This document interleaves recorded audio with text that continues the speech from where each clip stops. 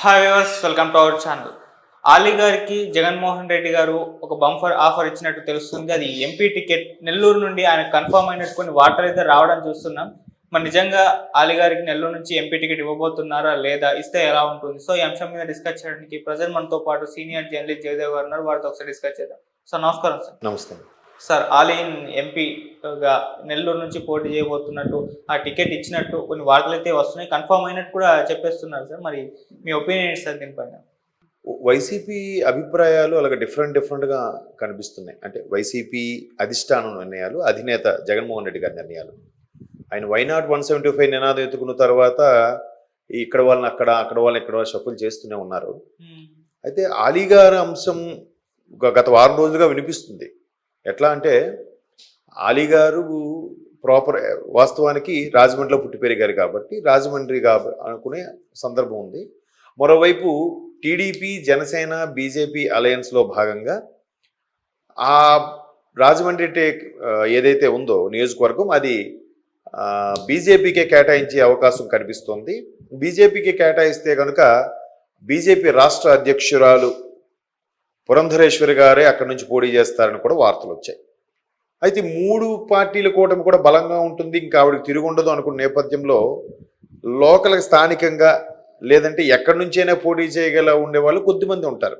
ముఖ్యమంత్రి జగన్మోహన్ రెడ్డి గారు కానీ, లేదా బాగా ఇన్ఫ్లుయెన్స్ ఉన్న మంత్రులు కానీ, అటువంటి కొద్దిమందే ఎక్కడి నుంచైనా పోటీ చేయగల అవకాశం ఉంటుంది. అందులో ఆలీ గారు ఒకరని వైసీపీ వాళ్ళు నమ్ముతున్నారు. సో కాబట్టి స్థానికంగా రాజమండ్రి అని అనుకున్నారు. కానీ మీరు చెప్తున్న వార్తల ప్రకారం ఆయన అందరికీ తెలిసిన వ్యక్తి. ఎందుకంటే అంతకుముందు కూడా నంద్యాల సీటు సంబంధించి కూడా ఇలాగే ఆలీ గారి పేరు ప్రస్తావనలోకి వచ్చింది. ఒకసారి కడప దర్గాకి కూడా ఆయన దర్శనానికి వెళ్ళినప్పుడు కూడా అప్పుడు కడపకు సంబంధించి కూడా ఒకసారి వార్త వచ్చింది. సో ఇప్పుడు లేటెస్ట్గా నెల్లూరు అని వినిపిస్తోంది. బట్ వైసీపీ అక్కడెక్కడ షఫుల్ చేస్తాము, వై నాట్ 175 అని అన్నప్పుడు ఆ 175 కూడా సీట్లు డిక్లేర్ చేసి వచ్చు కదా, ఎందుకు చేయట్లేదు? టీడీపీ, జనసేన కూటమి, మరో బీజేపీ అనుకున్నప్పుడు ధైర్యంగా ముందే ప్రకటించవచ్చు కదా, అట్లా ప్రకటించట్లేదు. విడతల వారీగా ఇప్పుడు ప్రకటించవచ్చు కదా, ముందు ఒక 100 సీట్లకో, తర్వాత 70 సీట్లకో, లేదా ఎంపీ స్థానాల్లో ముందు ఒక 15 స్థానాల, తర్వాత 10 స్థానాలు ప్రకటించవచ్చు కదా, ప్రకటించట్లేదు. సో ఇప్పుడు నెల్లూరులో ఆలీ గారి అంశం తెర మీదకి వస్తుంది. మరోవైపు సొంత వైసీపీలో సొంత పార్టీలో వేమిరెడ్డి గారి పేరు కూడా బాగా వినిపించింది. ఆయన్ని అలిగి టీడీపీలోకి వెళ్ళిపోతున్నారన్న వార్తలు కూడా వినిపిస్తున్నాయి. గతంలో కూడా టీడీపీలోకి వెళ్ళారు. 2014లో పార్టీ అధికారంలోకి రాలేదు వైసీపీ. అప్పుడే వేమిరెడ్డి గారు చంద్రబాబు గారితో మంత్రాలు జరిపితే ఆయన ముందు పార్టీలోకి రండి, పనిచేయండి, అప్పుడు చూద్దామన్నారట. సో ఈయనకి ఇమీడియట్గా కావాలి కాబట్టి ఏదో ఒకటి చేయాలనే ఉద్దేశంతో మొత్తానికి రాజ్యసభ ఎంపీగా వెళ్ళారు. బట్ ఇప్పుడు లోక్సభ అభ్యర్థిగా కూడా అడుగుతున్నారు నెల్లూరు.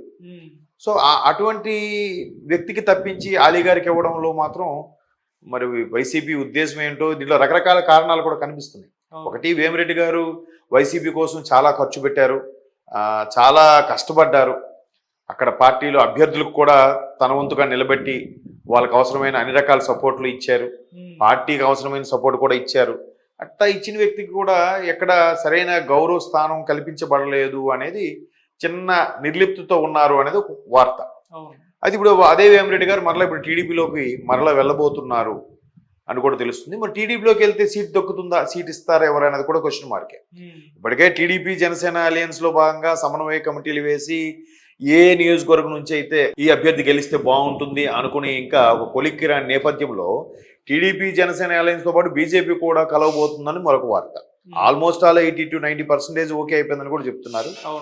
ఈ 22 మంగళవారం, బుధవారాల్లోనే ప్రధాని గారు నుంచి మళ్ళీ ఫోన్ రావచ్చు, చంద్రబాబు గారు వెళ్ళొచ్చు అని కూడా వార్తలు వస్తున్నాయి. అది కాకపోతే ఈ మంత్ ఎండింగ్కి ప్రధాని గారే ఆంధ్ర వచ్చే అవకాశాలు ఉన్నాయి, వైజాగ్ వస్తున్నారు అన్నట్టు కూడా వార్తలు కొన్ని వినిస్తున్నాయి. సో అలాగనేది బీజేపీ కూడా ఈ జనసేన, టీడీపీ కూటమిలో యాడ్ అవుతుంది. అలా యాడ్ అయినప్పుడు ఇంకాస్త టఫ్ అవుతుంది కదా. ఈ బీజేపీ కూడా కొన్ని సీట్లు కేటాయించాలి బేస్డ్ ఆన్ వాళ్ళ పర్సంటేజ్ ప్రకారం, వాళ్ళకి ఓటింగ్ పర్సంటేజ్ ఎంత ఉంది ఏంటని. లేదంటే సెంట్రల్లో ఒక పవర్ ఉండాలి, సెంట్రల్లో ఒక ఇది ఉండాలి. కాబట్టి రేపు పొద్దున ఎన్డీఏ గవర్నమెంట్ మరలా వస్తే ఎన్డీఏ కూటమిలో వీళ్ళు కూడా భాగస్వామ్యం అయితే వీళ్ళకి కూడా రేపు కేంద్ర మంత్రి పదవులు వచ్చే ఛాన్సెస్ ఉన్నాయి. అలాంటి సందర్భంలో వాళ్ళకి కొన్ని ప్రముఖ స్థానాలు బీజేపీ డిమాండ్ చేయొచ్చు, వాళ్ళకి ఇస్తారు. ఇచ్చినప్పుడు నెల్లూరు ఎవరి కోటాలో ఉంటుందో కూడా తెలియట్లేదు కదా. సో అదొక టెన్షన్ ఉంది. కాబట్టి వేమిరెడ్డి గారు అడుగు టికెట్కి అలీ గారికి ఇచ్చారా, కన్ఫర్మ్ అయిందా అనేది ఇంకా పూర్తి స్థాయిలో ఎక్కడ డిక్లేర్ చేయబడలేదు వైసీపీ ప్రభుత్వం నుంచి, అదే వైసీపీ పార్టీ నుంచి. బట్ మీరు అంటున్న దాని ప్రకారం చూస్తే అలీ గారు కొద్దిగా సినిమా ఇండస్ట్రీకి చెందిన వ్యక్తి, పైగా ఎవరితోనూ కూడా ఇబ్బందులు లేవు. ఈవెన్ పవన్ కళ్యాణ్ గారితో కూడా మంచి ఫ్రెండ్షిప్పే ఉంది. పార్టీల పరంగా అభిప్రాయ భేదాలు వచ్చాయి, ఈయన ఒక పార్టీ ఆయన ఒక పార్టీ అనుకుని. కానీ మిగతా అన్ని రకాలుగా కూడా ఎక్కడ అలీ గారికి ఎవరితో కూడా పెద్దగా ఇష్యూస్ ఉండవు ఇండస్ట్రీలు కూడా మీరు గమనిస్తే. సో అట్లాంటి వ్యక్తి కాబట్టి ఎక్కడి నుంచైనా పోటీ చేయించే ఇలాగా వైసీపీ ఆలోచిస్తే కనుక ఆయన కూడా సిద్ధమే. ఆయన చెప్పారు కదా, పార్టీ అధిష్టానం డిసైడ్ చేసుకుంటే, నిర్ణయం తీసుకుంటే నేను ఎక్కడి నుంచైనా పోటీ చేయడానికి సిద్ధమే అన్నట్టు కూడా చెప్పారు అలీ గారు. ఇప్పుడు ప్రతి ఒక్కరికి ఒక కోరిక ఉంటుంది. ఇప్పుడు వాళ్ళు బిజినెస్లు కానీ, యాక్టింగ్లో కానీ, లేదంటే మరొక వ్యవహారాల్లో ఉన్నా రాజకీయాల్లోకి రావాలి, సేవ చేయాలి, లేదంటే పార్లమెంట్లోకి వెళ్ళాలి, అధ్యక్ష అని అనాలి అని లాంటి కోరికలు కొన్ని ఉంటాయి. సర్వీస్ చేయాలని, మనం పుట్టి పెరిగిన ఊరికి ఏదో ఒకటి చేయాలి అని ఉంటాయి.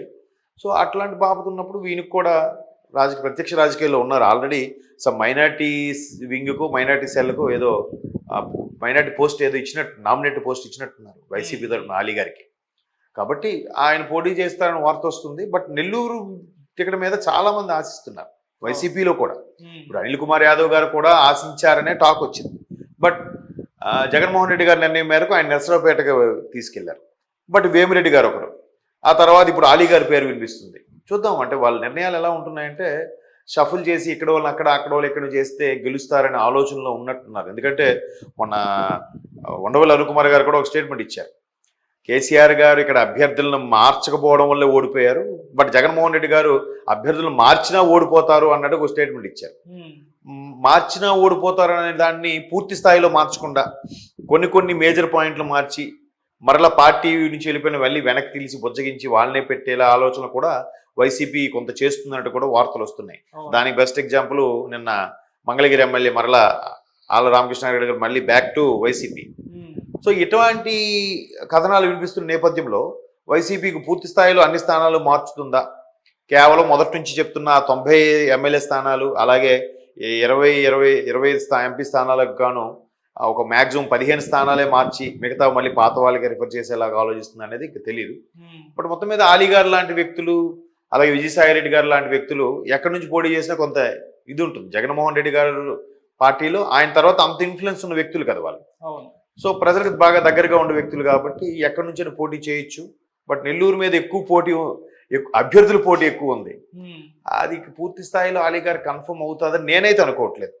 వార్తల్లో వచ్చిండొచ్చు కానీ నేనైతే రాజమండ్రి పురంధరేశ్వర గారి మీద పోటీ చేయొచ్చు అని అనుకుంటున్నాను. పైగా అలీ గారిది కూడా రాజమండ్రి కాబట్టి. బట్ నెల్లూరు అనేది నాకైతే డౌటే. బట్ దానికి బలమైన సమాచారము, క్యాండిడేట్స్ డిక్లేర్ చేసి లిస్టు అవుట్పుట్ అదే బయటకు వచ్చేంత వరకు కూడా వైసీపీ నుంచి మనది నిర్ధారించుకోవడం చెప్పలేం.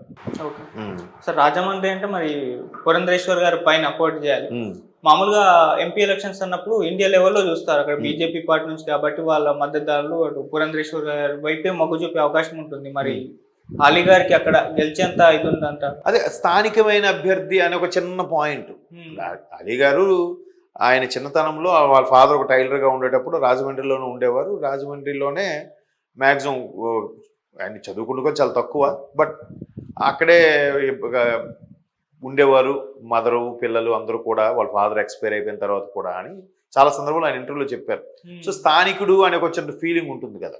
స్థానికుడు ఇప్పుడు జనరల్గా ఎలా ఉంటుందంటే షఫుల్ చేసేటప్పుడు కొంతమందికి ఒక ఫీలింగ్ ఉంటుంది. ఎట్లా అంటే ఎక్కడ నుండో వచ్చి వీడు మా మీద పెడితే మేము వీడు ఓటేయాలా, వీడు మన జిల్లావాడే కాదు, వీడు మా ఊరోడే కాదు అనే ఫీలింగ్స్, ఈగోస్ చాలామంది ఓటర్లకు ఉంటుంది.